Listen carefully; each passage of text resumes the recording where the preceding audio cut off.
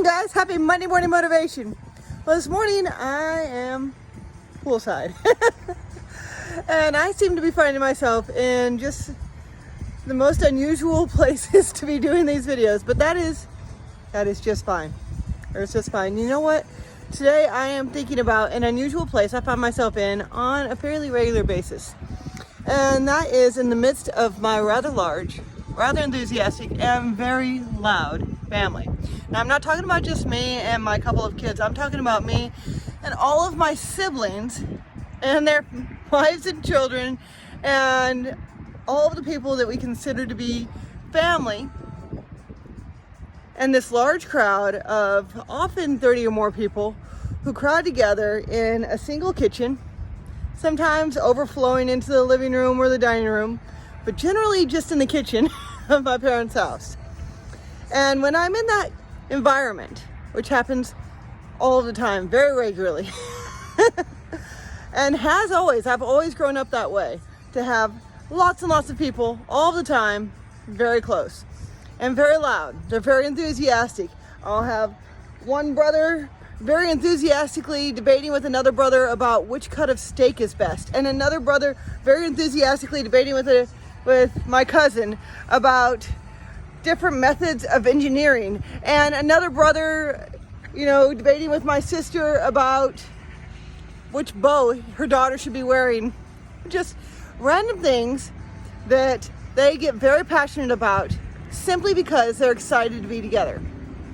And in this environment, as we're all crowded into one big room together, it gets extremely loud. And even as I have all of these voices saying things that are important to them, as enthusiastically, as powerfully, as loudly as they can, even then, when my husband is sitting in the next room, I know when he is feeling like he needs a break. Or I know when he feels like he needs to have a talk with just me. Or I know when he feels like he'd like to be included. And I know this because I know him. See, the thing is in all the chatter and all the voices and all the loudness around us, the one that you're closest to is the one that you're going to hear the most. And so in all the loudness and all the voices and all the chatter going on around us right now, with politics, with COVID, with schools, with everybody in an uproar about the economy and everything going on around us in the world, and all the upheaval amongst the church, where everybody tries to decide which person they're going to listen to because every voice is different. The important thing is that among all the chatter and all the loudness of everybody saying things that are very important to them in the most passionate, loud, and enthusiastic way that they can, you hear the one who is closest to you. And I pray that the one closest to you is going to be God. So you can know when you're standing in the midst of all this noise, when what's being said is making him uncomfortable, then that's when you need to go on to the next conversation.